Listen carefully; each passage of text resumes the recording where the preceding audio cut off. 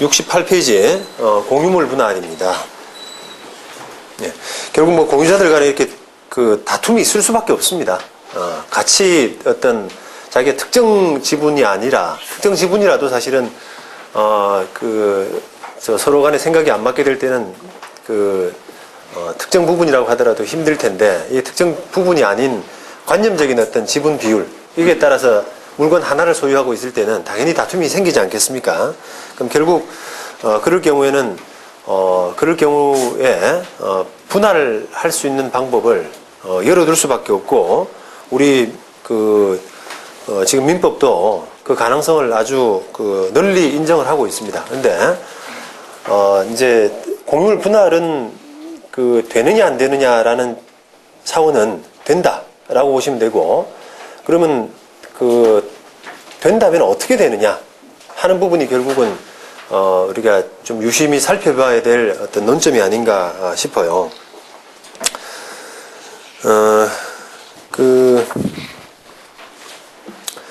62페이지에 공유물 분할에 관한 기본적인 어떤 틀이라고 한다면 이게 268조를 들 수가 있습니다.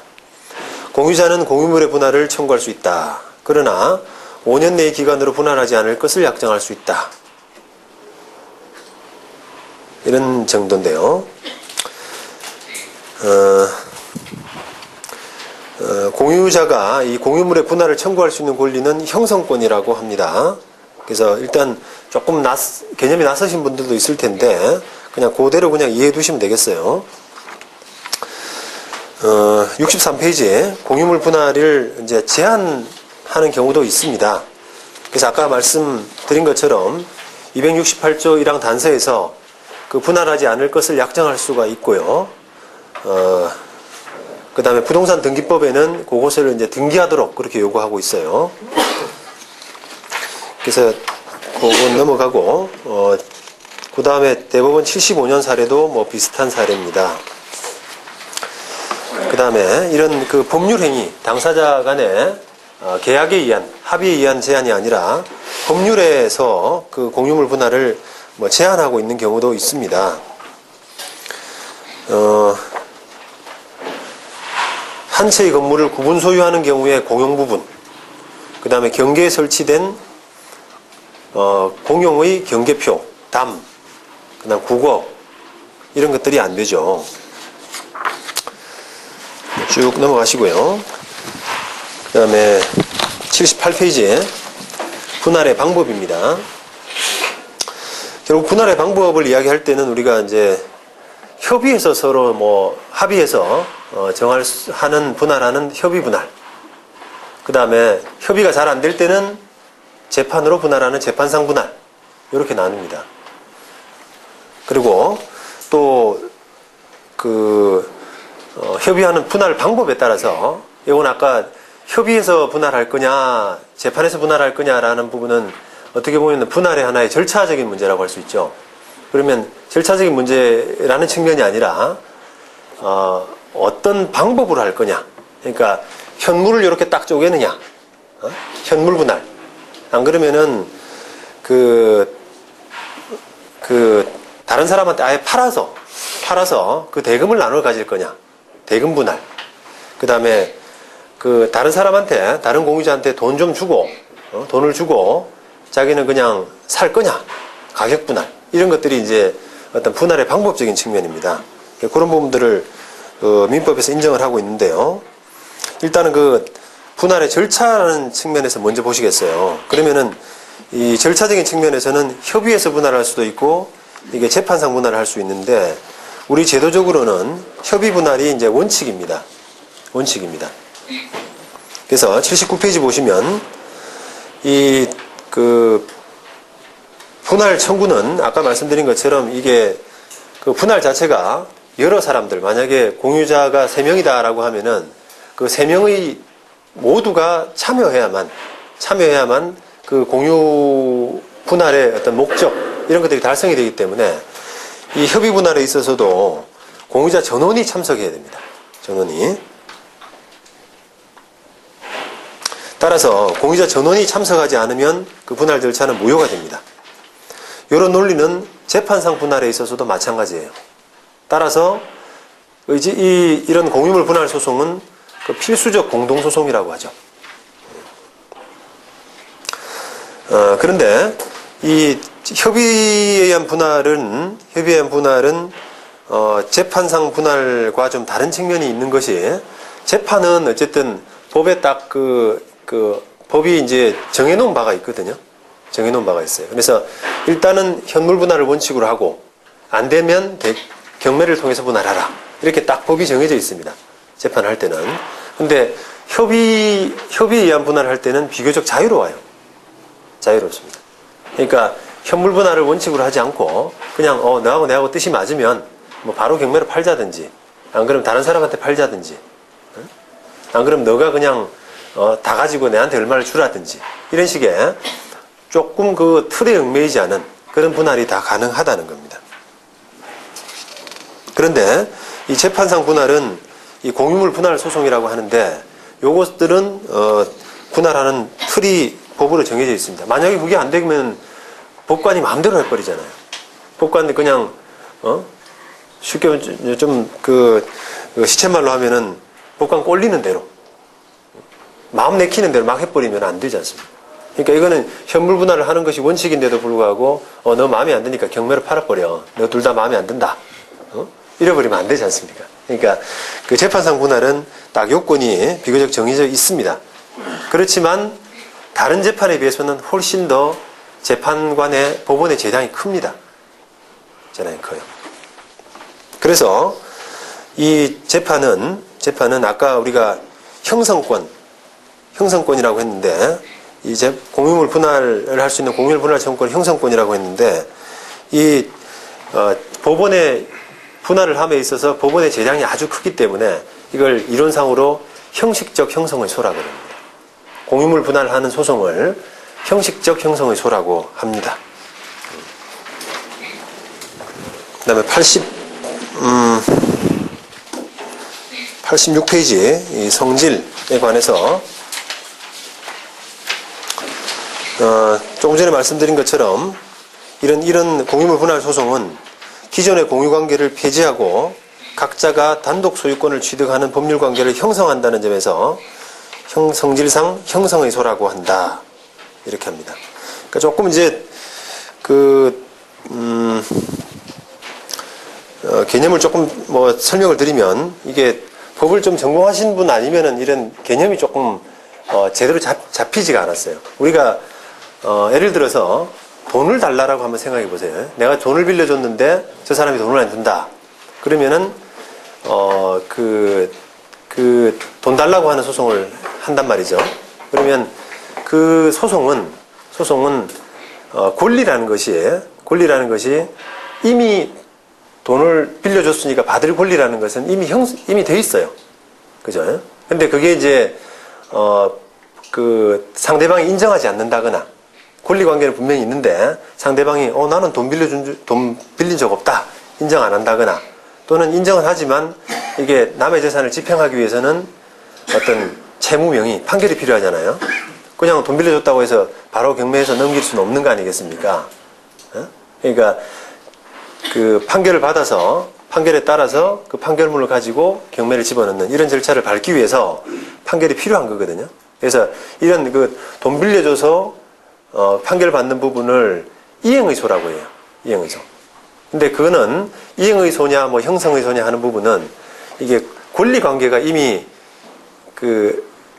있는 상태에서 그걸 법원이 이행을 하기 위한 어떤 권리를 주는, 이행을 하기 위한 어떤 단계를 마련해 주는 그런 의미로, 그런 의미가 이제 이행의소고, 돈을 빌려준 권리는 돈 받을 권리는 이미 형성되어 있는 거예요. 근데 형성의소는 그런 게 아니라 법원의 판결에 따라서 그냥 권리가 형성이 되는 겁니다. 만들어지는 겁니다. 그러니까 서로 공유자 간에 이렇게 공유물 분할에 관해서 옥신각신 권리관계가 있다가 판결에 따라서 그 권리가 만들어지는 겁니다. 형성된다고 그래서 형성의 소라고 그러는 겁니다. 근데 그런 부분임에도 불구하고 좀 법을 전공하지 않은 분들은 이렇게 돈 빌려줘가지고 돈 받는 판결, 이런 판결을 법원의 판결에 따라서 권리가 만들어지는 것처럼 생각을 하는 거예요. 권리는 이미 만들어져 있는데 법원이 판단한 것일 뿐입니다. 그죠? 예. 다릅니다. 그래서 이런 형성의 소인데, 법원이 비교적 그 자유로운 재량을 가지고 있기 때문에 그 형식적 형성의 소다, 이런 말씀을 드렸고, 그 법원이 여러 가지 이제 공평이라는 잣대를 가지고 어떤 방법으로 분할하는 것이 가장 공평하냐라는 측면에서 여러 가지 이제 아이디어를 낼 수 있는 그런 좀 재량의 폭이 많은 사건이라고 할 수가 있습니다.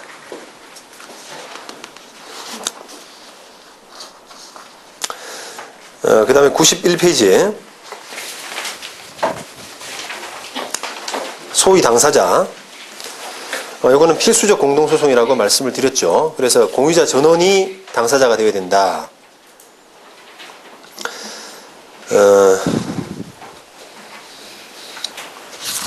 그런 부분이고요. 그래서 이게 93페이지 보시면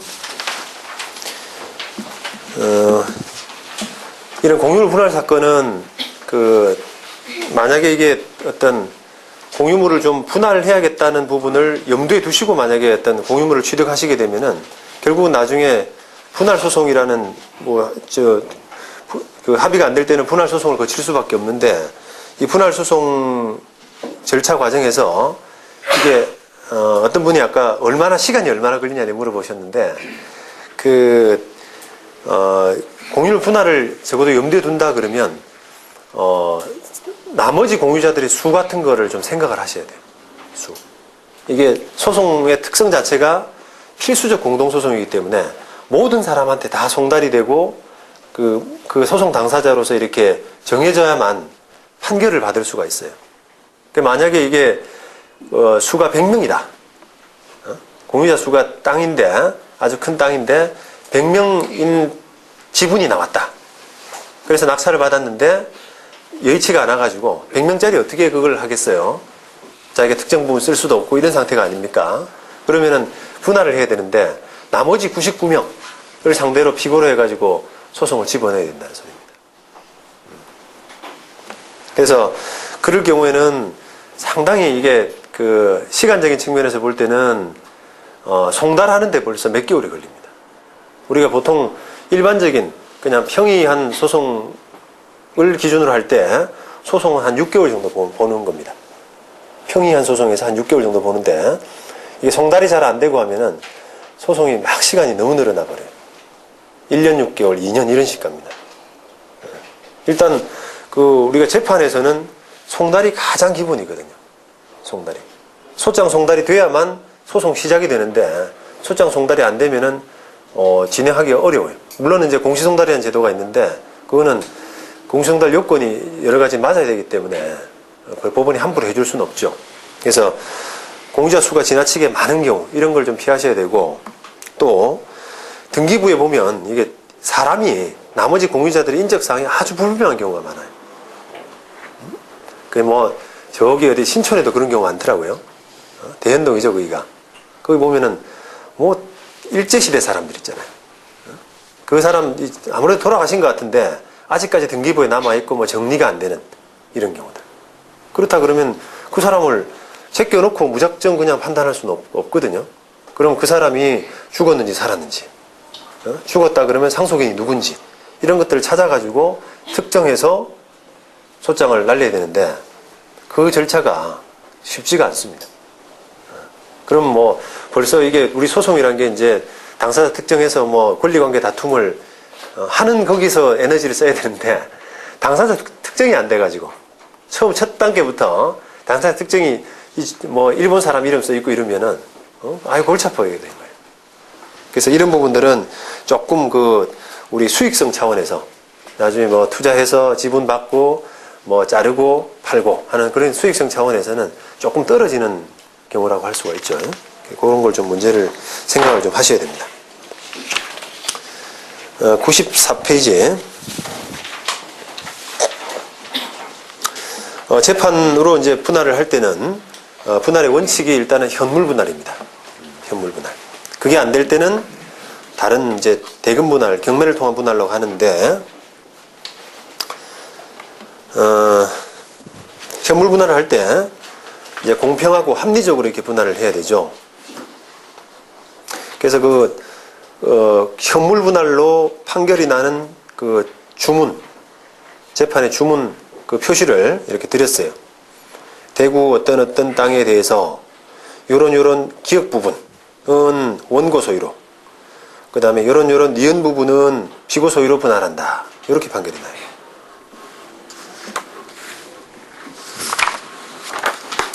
그래서 법원은 지금 쭉 이제 80년 대법원 사례부터 해서 쭉 보시면 일단은 현물 분할이 원칙이다. 그 다음에 예외적으로 법에 보면 269조 1항에 분할로 인해서 현저히 가격이 감손될 염려가 있는 때는 물건의 경매를 명할 수 있다. 이렇게 했기 때문에 현물 분할이 안 되는 사정을 조금 법원이 살펴본다는 거예요. 그러니까 지금 대법원 판례들을 보면은 현물 분할이 안 되는 부분에 대해서 별다른 의식 없이 그냥 경매로 이렇게 판결을 명한 부분은 파기된다. 잘못됐다. 이런 판단들이 제법 있습니다. 그래서 현물 분할이 원칙이고 현물 분할이 안 되는 예외적인 사정이 있을 때 경매로 분할하라. 이렇게 이제 법이 원칙이기 때문에 현물 분할이 안 되는 그런 원칙에 대해서 좀 살펴보라는 거거든요. 그러니까 일단은 현물 분할을 해야 된다는 거예요. 그래서 현물 분할이 되느냐, 안 그러면 경매를 통한 분할이 되느냐에 따라서 이렇게 좀 수익성이 많이 차이가 나는 물건이 있을 때는 그걸 좀 잘 염두에 두셔야 돼요. 예를 들어서 땅의 지분이 경매에 나와서 낙찰을 받았는데 거기에 그 위에 건물이 있다. 그러면은 그 땅 부분을 이렇게 현물 분할하기는 좀 적절치가 않죠. 그 현물 분할해서 어떻게 할 거예요? 또 그러면 건물 소유자하고 또 분쟁이 또 생길 거 아니겠습니까? 그렇죠? 그럴 경우에는 이제 그 땅을 그냥 경매에 붙이는 것이 여러 가지로 낫다. 이렇게 지금 법원이 판단하고 있는 겁니다. 그래서 95페이지 2009년 대법원 사례 같은 경우도 그냥 막연하게 현물 분할을 할 수 없다 이런 취지로 판단하면 안 된다 이런 취지고요.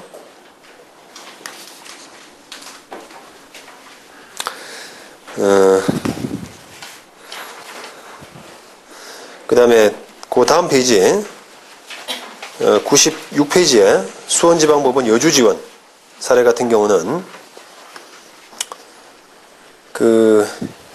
이게 이제 상가 건물에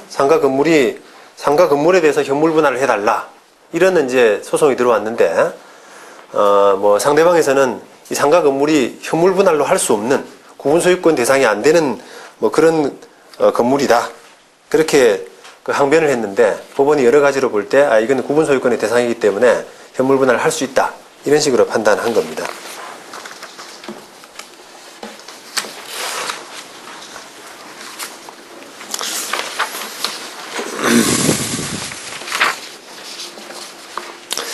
그 다음에 99페이지입니다. 밑에 부분 현물로 분할할 수 없거나 현물로 인해서 현저히 가격이 감손될 염려가 있는 때는 법원은 물건의 경매를 명할 수 있다. 그 규정하고 있는 269조 2항을 엄격하게 해석하면 현물 분할이 아니면 그러니까 엄밀하게 말하면 땅덩어리가 만약 있다라고 하면은 땅덩어리를 딱 이렇게 자르는 그죠? 너 건 요 부분 이렇게 해서 현물 분할이 잘 안 되면 이제 경매를 통한 분할로 넘어가야 되는데 그렇게 하면은 이게 경매란 것이 어느 쪽이든 다 조금 손해를 입게 할 가능성이 많잖아요. 그죠? 경매는 아무래도 자기 자유의사에 의해서 매수인을 구하는 것보다는 기본적으로는 가격이 떨어지기 때문에 두 사람 다의 손해라고 보거든요. 그래서 법원 입장에서는 그냥 원래 2분의 1, 2분의 1 이렇게 가지고 있는데 이거를 똑 자르는 이런 현물 분할이 좀 안 되는 사안도 바로 그 경매로 분할할 것을 명하는 방법이 아니라 다른 대안을 좀 많이 허용해 주고 있습니다. 근데 그거는 우리 제도상으로는 현물 분할 아니면 경매를 통한 분할, 이 두 가지가 딱 있는데, 이런 약간의 그 어떤 탄력적인 해석 부분은 현물 분할의 일환으로, 현물 분할의 하나로서 허용이 된다. 이렇게 했어요.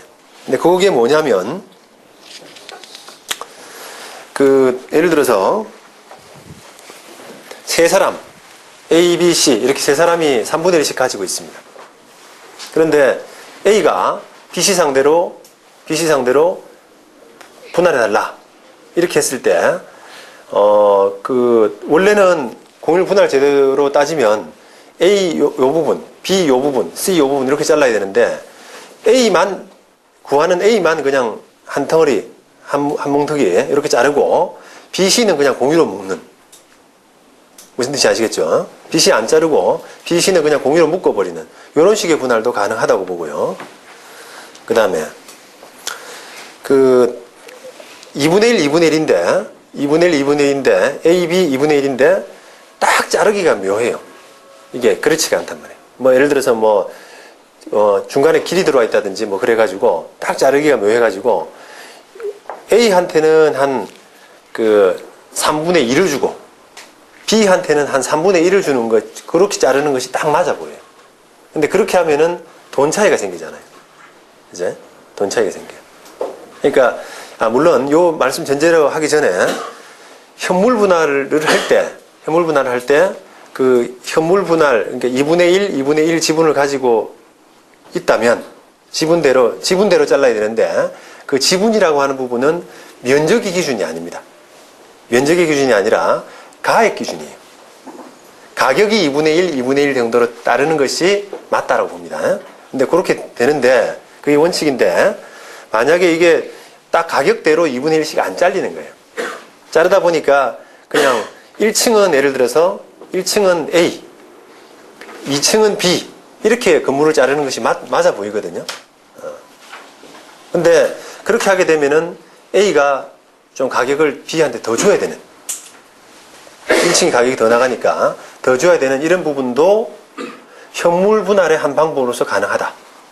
이렇게 봅니다. 그러니까 이거는 딱 물건으로서만 자르는 방법은 아니지 않습니까? 그런데 그게 경매를 통한 분할로 가면은 손해이기 때문에 현물 분할을 위한 방법의 탄력적인 방법으로 그런 부분들을 허용해 주고 있습니다. 그래서 100페이지 부터 그런 판결들이 다 그런 내용들이에요.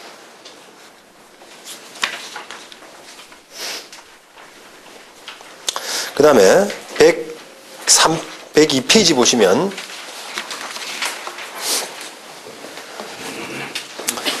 이게 이제 2004년도 이 대법원 판결이 참 의미가 있는데요.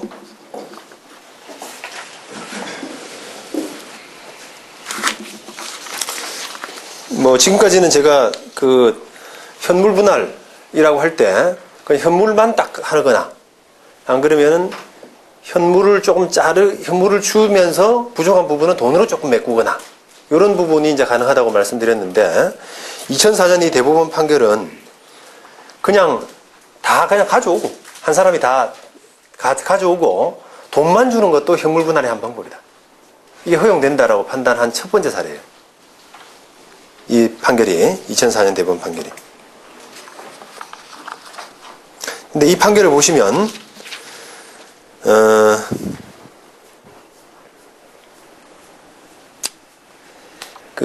밑에서 5번째 줄